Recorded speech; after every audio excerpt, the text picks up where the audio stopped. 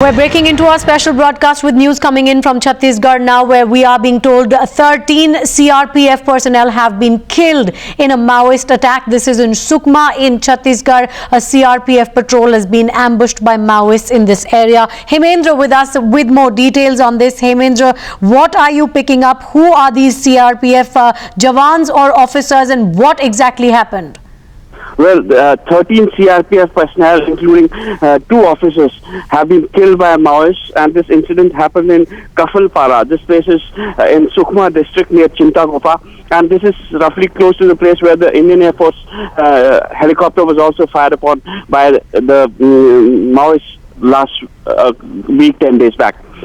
In fact, these people had gone out on an area domination exercise when there was unprecedented firing from all sides on these CRPF personnel, and these 13 people personnel have been killed, while 13 others have been injured. The injured are being evacuated from the spot, while the dead bodies of the 13 officers and personnel who have been killed in this would be flown by chopper tomorrow morning to Jagdalpur.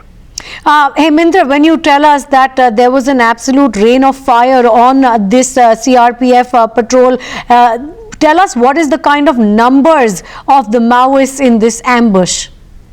Well, the exact numbers cannot be said at this moment, because the terrain is such that these Maoists can control the terrain even with a very small number of its cadres, because they are always at an elevated position and they fire from an elevated position.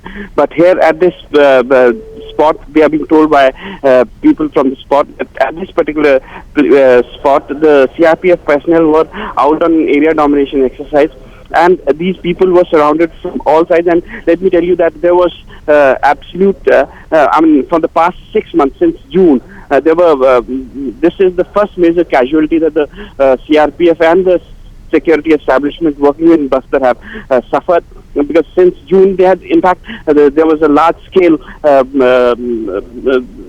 Naxals in fact were surrendering in a mass scale. In fact, the day before yesterday also 300 of its lower rung cadres had surrendered. So this, it appears that the Naxals have retaliated to the rehabilitation of and the surrender of the Naxals that was going on in Bastar. And in fact, they had day before yesterday released and issued a release in which they had said that the lower cadres are being enticed away by the security establishment in Bastar, and they are going to strike back very soon.